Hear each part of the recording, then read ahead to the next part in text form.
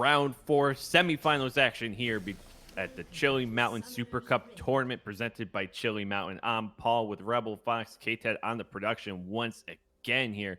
Super excited to be bringing you this matchup between the University of Minnesota and VESPA A. I'm very excited to see how this one is going to play out because I think we've put together some very interesting compositions. They're very good teams too that are at least relatively close in terms of skill, most likely. So we're likely to get some at least mild fireworks, especially with two big team fight compositions having been designed. I'm expecting at least one solid 5-on-5 here. Excuse me. So we talked about, both or sort of all of these champs are set up to be really great in lane. Probably going to see some scaling, some farming up here, but we do have two junglers that have a lot of potential to execute on a level 3 gank. And so what do you expect here as we hit those level 3, level 6 end of clears to happen on the map, and where you ultimately think they'll play themselves out? Yeah, it's interesting because we do see Goto ending up on blue, but we also get Hecarim, or my apologies, Hecarim is going to be starting on his blue. The red start here from the Jarvan is also going to mean that he wants to get aggressive early because obviously you want your red smite available here for some quick play. I know back in the day of Trundle's ability to play in the jungle, you used to drop pillar behind mid laner and immediately go mid for some sort of early gank, and it actually looks like that could be the move here, which is not shocking. An immediate red, you could force the flash out of Putney. That ward should spot him.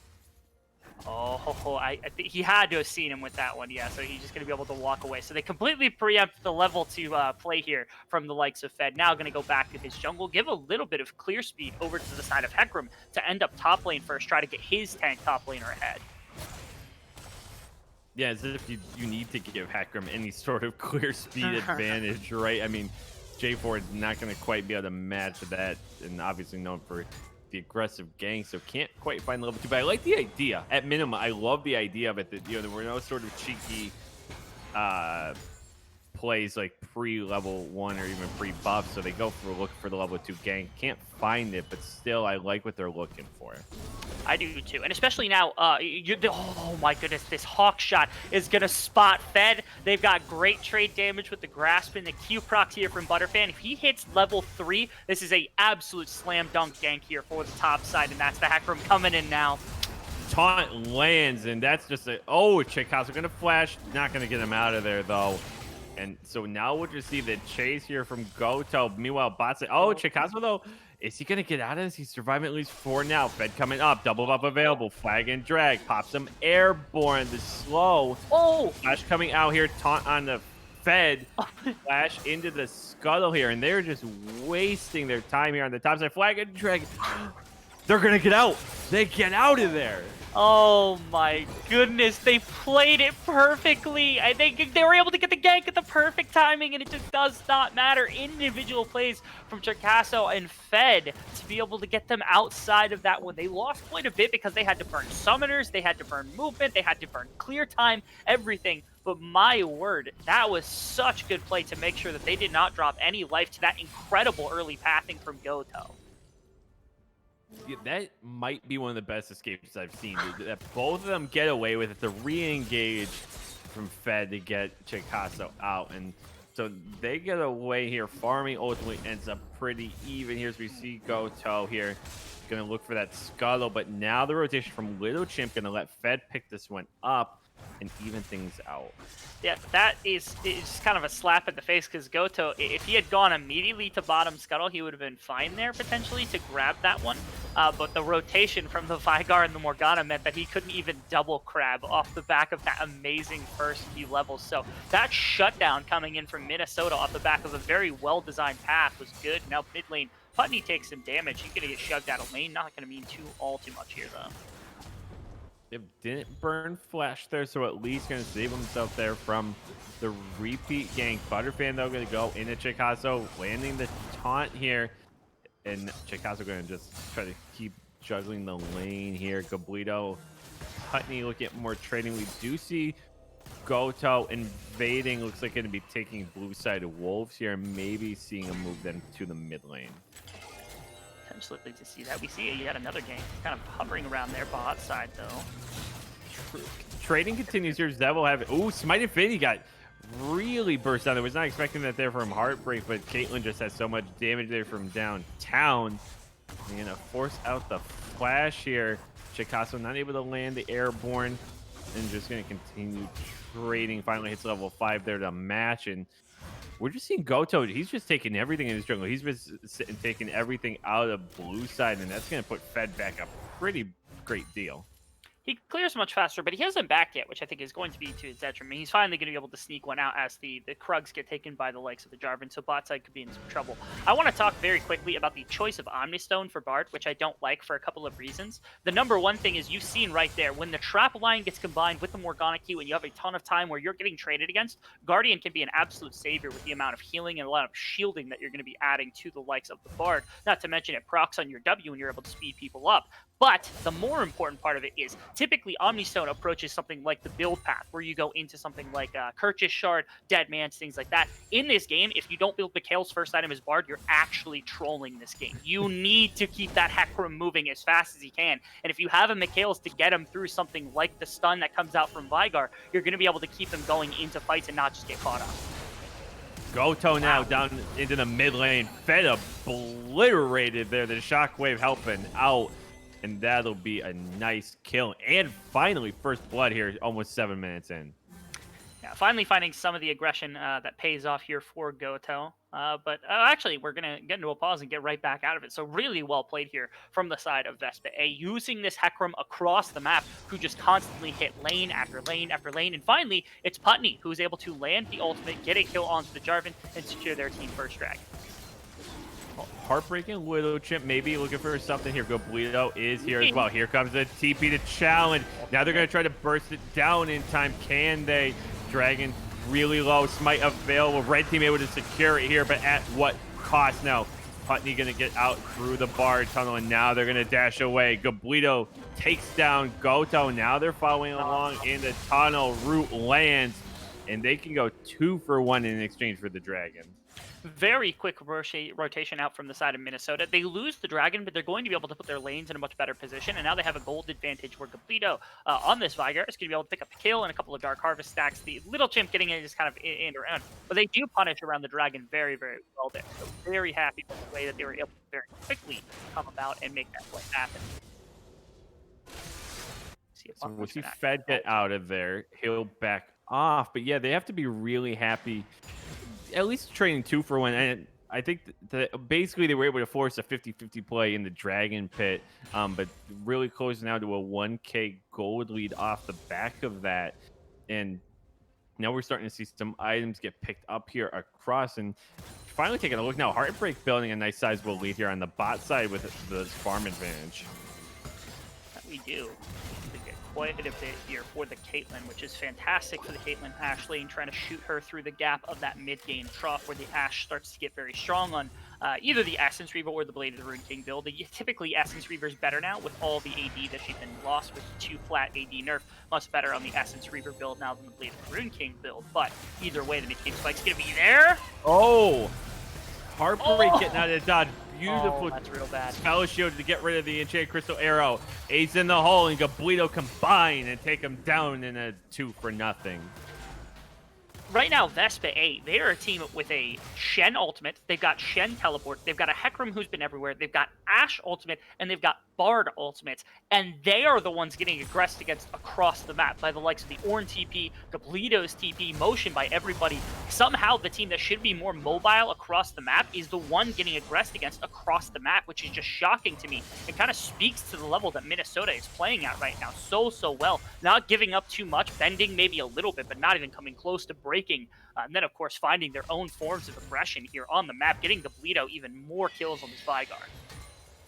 Imagine the difference in game state we would have had if Chicasso and Fed didn't pull off that like 1 in a million getaway. And maybe it would have allowed for some of these, and I wonder if the lack of success on that play in any way has played into them sort of not pushing their pedal to the metal there. They're just sort of backed off a lot of these plays. And to your point, they just have entire parts of their kit that they've just ignored at this point. They haven't found any way to use it. And even if the plays go wayward, there's not a whole lot of threat of it now, as they just haven't pulled the trigger. There isn't. And gold around the map, just to take a quick stock of things.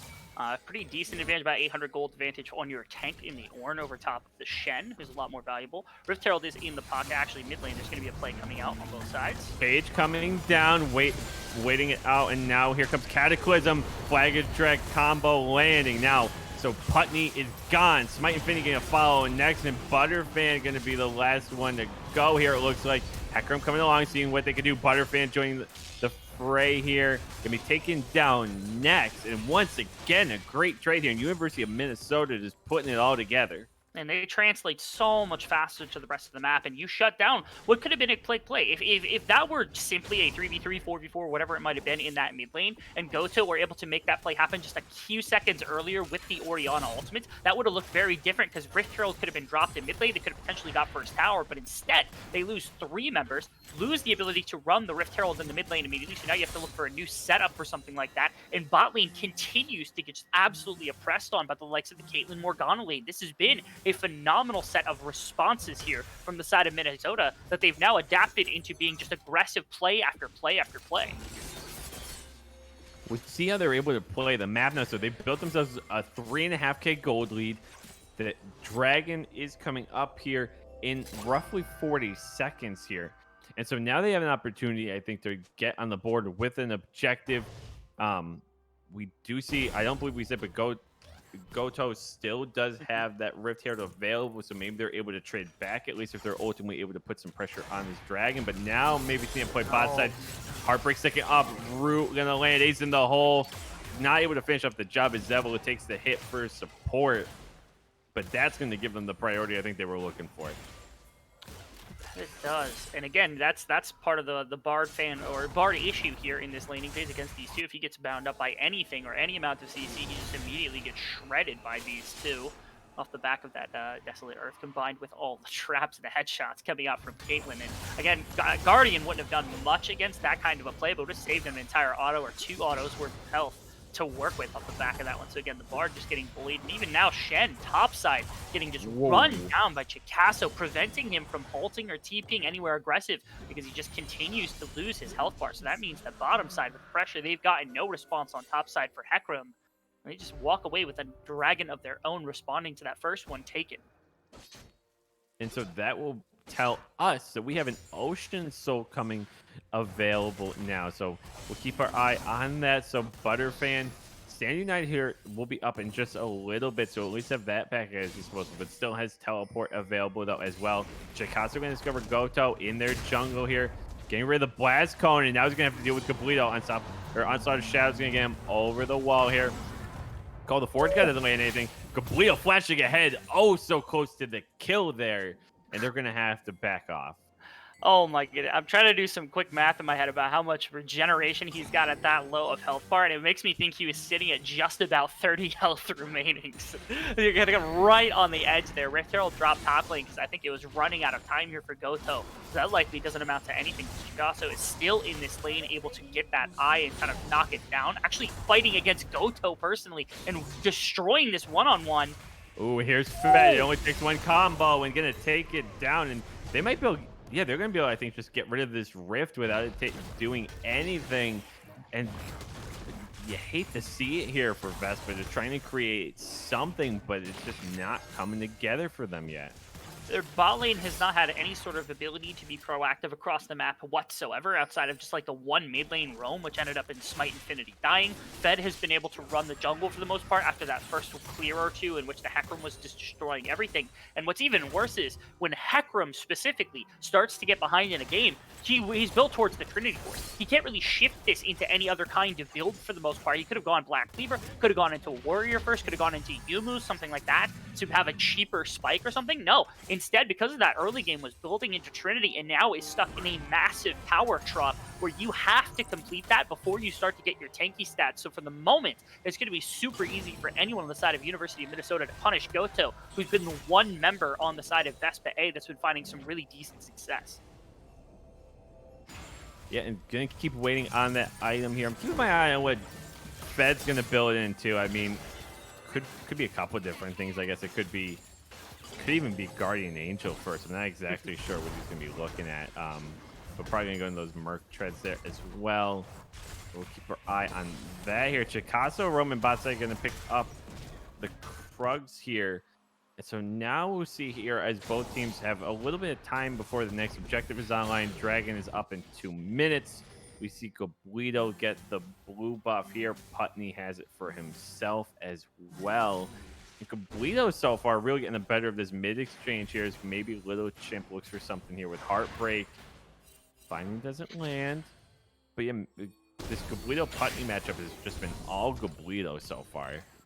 Yeah, I've been able to support fights a lot better. I think the TP is really helpful for that because of his ability to move without having to be punished all too heavily about his wave, where the cleanse is necessary for Putney to make sure he doesn't just get outright bursted out by Goblito off the back of one single cage timing. And even worse is, at this point, there hasn't really been much punishment. The Orianna scales so late that you can try to take aggressive trades, but for the most part, Goblito's been free to farm with his Q the entire game. I think at this point, sitting at 125, 130 stacks of that phenomenal evil power makes him such an absolute powerhouse, especially once that Rabadon's is done. If his orange starts to get up towards that kind of that itemization breakpoint, get that Rabadon's Death Crown running, that AP is going to shoot to 600 before like 25 minutes, and nobody will be able to stand against the Wrath of Vigar on this map.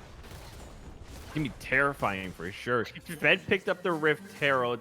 First tower going to be taken down here by second tower. But just as worthy of note, there's Goto finally able to get that Trinity Force online. So at least coming back onto the map with something at his disposal, give him a little more oomph when he goes in. If he's able to find one solid play, I mean, there is no armor for Caitlyn, there's no armor for Vigar. You would be able to burst out one of those two champions at some point, but still, up until the Syndra Hulk is done, he's going to have some struggles in not getting burst out himself. So really has to play quite carefully, and especially as like the primary engage and the primary ball delivery here for the side of Vespa A could be in some real trouble if they want to just turn immediately onto him and try to throw some response out, especially now with Goblito having the amount of AP that he does. Look at that damage. Oh. Putting in damage into Infinity. Jay Crisillero, though, going to land. Shockwave going to finish him off. And Fed no Cataclysm. That's a double kill here. Putney turning things around. Call the Forge God not able to be capitalized on here. As Chikazo getting chunked down here. Zevil able to step up. 3 on 4. Smite Infinity low. Goto not a whole lot better off. But that should give them a move here onto the Drake.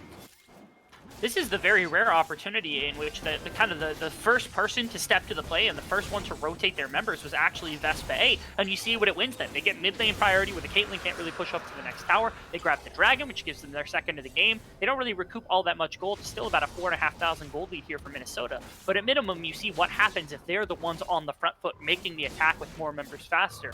Really close to securing a second kill on Chikazo as well, and picking up the kills onto Putney is humongous. This is the Orianna. This is the one kind of really late game scaling champion you have, and what can burst out Goblito and Heartbreak if it comes to that point in the late game. We saw that lack of mobility there for Goblito. Maybe got a little bit greedy, trying to take down Infinity to start things off. Couldn't quite nail it. And then Goto and everyone else can just step up and step in, and the Shockwave helping out in a big way there. And so now we sit, it's still, though, a 4.5K gold lead here for the side of University of Minnesota. No soul point or anything available yet. And so that'll just give more time for these scalers like Vigar and even Heartbreak to come online. So in the charge in the mid lane here.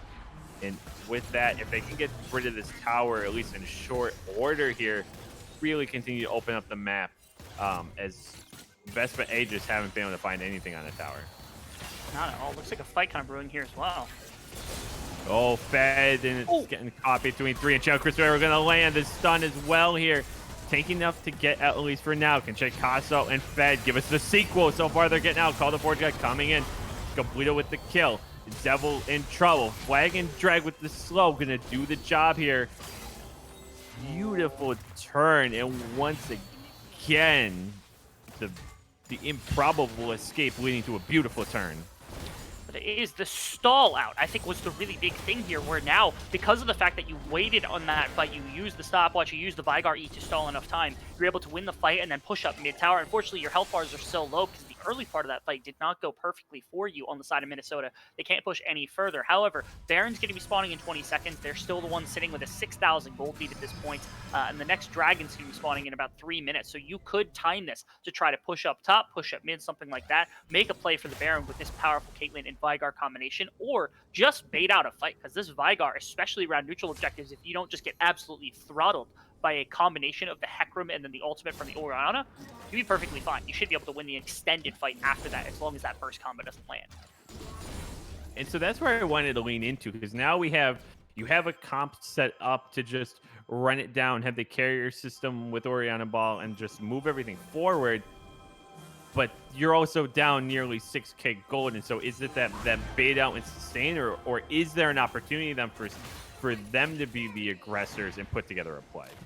I think the only way that you could possibly have any sort of chance in this game is if you are the aggressor. Because at this point, I mean, if you continue to let them shove up waves, Vigar's going to get stronger, Caitlyn's going to get stronger. I don't think that the Ashe is ever really going to catch the Caitlyn in terms of damage being down an entire item at this point. And once the Vigar gets the Rabadon's Death Crown, nobody's going to live through that burst. It's not going to be the Hecarim, not really going to be the Shen, and definitely not any of the squishy carries on the bottom side of the map. So to me, you have to try to force some amount of aggression, even if it's just against one person, against two people, try to pull people out of this fight. If it's a frontliner, great. That means backline can't play as far forward. If it's a backliner, even better. That means you can take the extended fight. But either way, you got to find some sort of advantage in this particular regard. Widow Chimp going to land the root. They're going to try to back off here from Smite Infinity here. We're seeing Completo split off here. Has an opportunity maybe with Fed to create something. A Chant Crystal Arrow did land there. Lands a stun, but no follow-up, unfortunately, as Putney was just coming around the bend here. And so now the posturing continues here as Dragon comes up in a minute. That it does. Actually, a Bard ultimate used onto the bottom side. Goblito, I don't think got hit with that, and stalled up Goto's place. So they looked for the aggression into the likes of the Vigar, but again, that gave up a ton of pressure on the top side of the map, and that Baron, I don't know if they're willing to actually make that play, but they cleared out bottom side around this Dragon in the next 45 seconds. It's going to spawn. So if they're not willing to make the Baron play here, they could be calling the bluff very heavily, and VESPA could walk away with their third Dragon and potentially Dragon's Soul. But it does look like finally the Baron play is being made. No one's responding to it. This is so emblematic of what happened last game. They're standing around a Dragon that hasn't even spawned yet. They're just giving the Baron away. No. If nobody's on the map and you're not seeing anything and you're standing around, they might be on the Baron. If Butterfan did use teleport to go bot side, not available. It's the point of no return. We've crossed it. Dragon's on for 15 seconds, Rebel. They could go for a 2-for-1 here. They're not going to reset. They're going to just walk right down here with the Baron buff. And Butterfan's back topside, so he has Stand United, of course, to join the fight, but that's not good. That's not all I can say. That's not good. They're gonna lose the Dragon probably here too, and then this Baron's gonna make a big difference. Call of the Forge coming in. Zevo knocked off. Shockwave gonna find 3. Onslaught of Shadows gonna land. Fed finds the Dragon, and now the turn for the kills here. Chicasso just eating it up. Heartbreak finding the kill here. And there's another. Make it. It should be a triple kill. Looking for the quadra. Little Chimp gonna stop Zevo's back here. Heartbreak with the turn. Quadra kill, and Putney not gonna give him the penta for the stream. But so beautiful play to get the Baron on one side. An unfortunate mistake that might just put this one away here from the side of VESPA A. And it looked super good to start with because you had the immediate play and you got the pick off onto Goblito, which is like, okay, there's your CC, there's a lot of your damage. But then they never touched Heartbreak. He walked through the whole fight without getting attacked one time until Putney finally hit him with a Q and a W towards the end of that fight. But at that point, he'd already killed 3 of the members of the fight. That's just so heartbreaking. And they didn't even get the Dragon. If they get the Dragon, you could potentially make the claim like, okay, we play around Putney, we get him every ounce of farm on the map, and we try to slam this Shockwave into Heartbreak's face and just get him off the map because maybe he doesn't do as much damage, or he does more damage than Completo. But because the Dragon was taken, they now need 2 more for the soul point. They can't argue forcing around a fight around the next Dragon because of the fact that there's just nothing left for them to do. So they haven't bought themselves more time. All they've done is give more resources over to the side of University of Minnesota. As they say in the biz, you hate to see it, Rebel. You just hate to see it. Fed's going to end up taking the Raptors here. Maybe going to get caught out. They're not going to move forward on it, though. They can feel the pressure. They can feel the rumblings coming down to the Orin, looking for something here. And now we enter Baron Power Play Siege Edition. So they're just going to be able to walk down mid, pressure top here. Che Cristero going to land, though. Gablito going to zone his tempered fake and stall things out for a little bit. That might have backfired for them. Zevel going to get taken down now, following in short order here by Infinity Butterfan. Yeah, I think that tempered fate ultimately might doom them here. And so they're just going to walk this one down here. At minimum, I'm going to be able to take inhib and put some real pressure on the base. Oh my goodness. Did you watch the disgusting existence of that Vygar ultimate just completely one-tapping Goto as he dove in there? That was disgusting.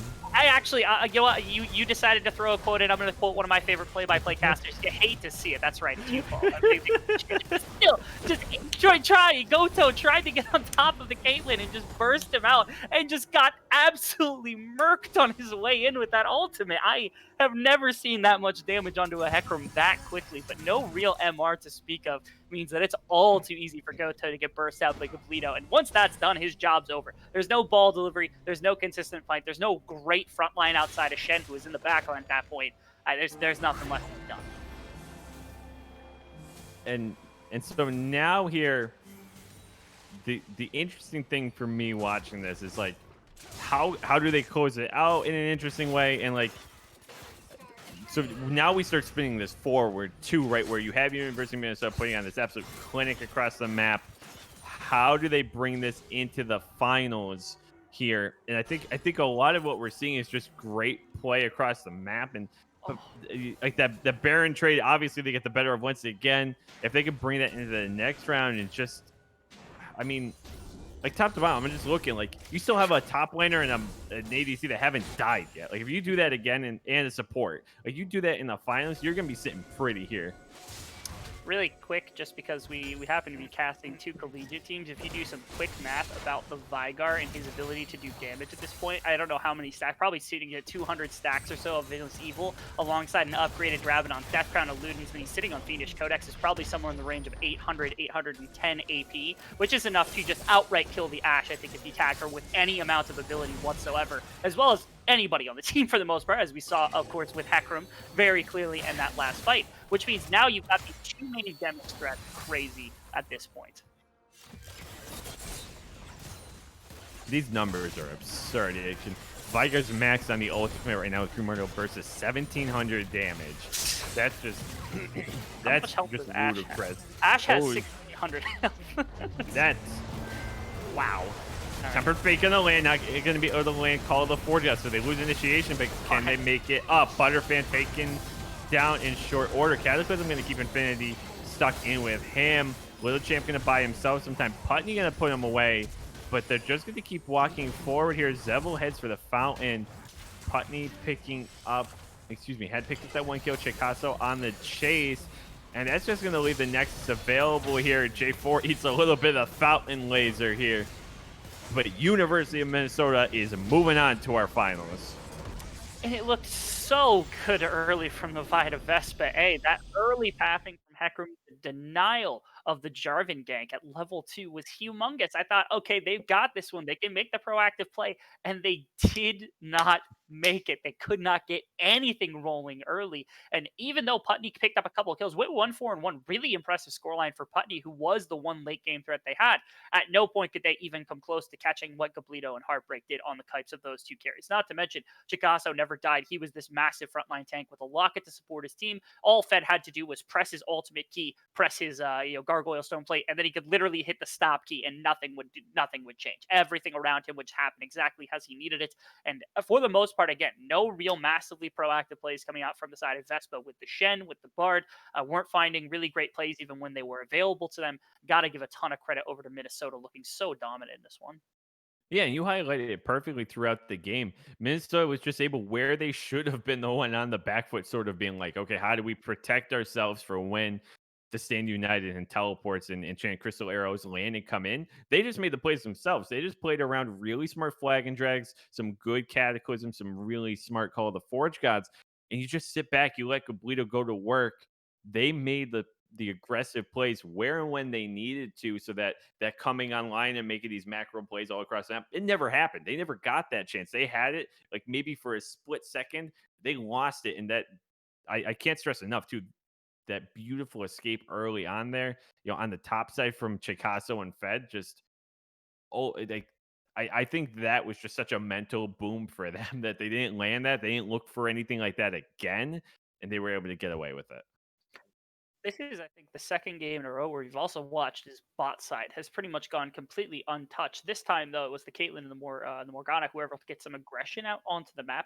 If you look into the damage charts, I know for a fact that you're going to see a massive Caitlyn who just did the crazy damage. And actually, you do. It's 24,000 damage. The most damage after that. Putney was close, 18,000, 16,000 from the Vigar. Actually, Ornn was fourth with 13,000 compared to anybody else in the game, even more than the Ashe, unfortunately. But again, allowing Caitlyn specifically to just skyrocket through that laning phase, getting her onto 2, 3 items, especially the Molten Edge, which gives you so much more damage, made her just this absolute monstrosity in team fights. And with the Black Shield, with 2 frontline tanks, with a damage threat like Gablito who can just burst out anyone you want anytime, I mean, how do you actually focus them down? And so with that, so now Minnesota will be moving on to our best of three finals as we await the results here in our bracket for the winner of Glaive Maroon versus Team Fish Tacos. So the winner will meet University of Minnesota in the finals there for a prize pool of a value of $280. So before we head to a break here, just a couple housekeeping reminders. Sponsor for today is As a Gaming Apparel. You can look at their information with the command !sponsor in the chat. You can also go on the Twitter or the Discord, enter the giveaway from Viz Leader. They're giving away an awesome pair of headphones, so you won't want to miss out on that. And a reminder, the next event here is going to be the Hearthstone Wild Tundra Tournament. It'll be a 2-day event next weekend. Details for that, you can find them in the Discord server. So if you're watching right now, scroll down to the bottom. You can find in the panels there the Discord server link. If you're watching on mobile, click the profile picture, go to info, and you can find the panel there all the same. And so we are going to take a short break here, step aside, wait for the end of next match. Then we'll be able to bring you the finals best of three here for the Chili Mountain Super Cup tournament in just a little bit. We will see you soon.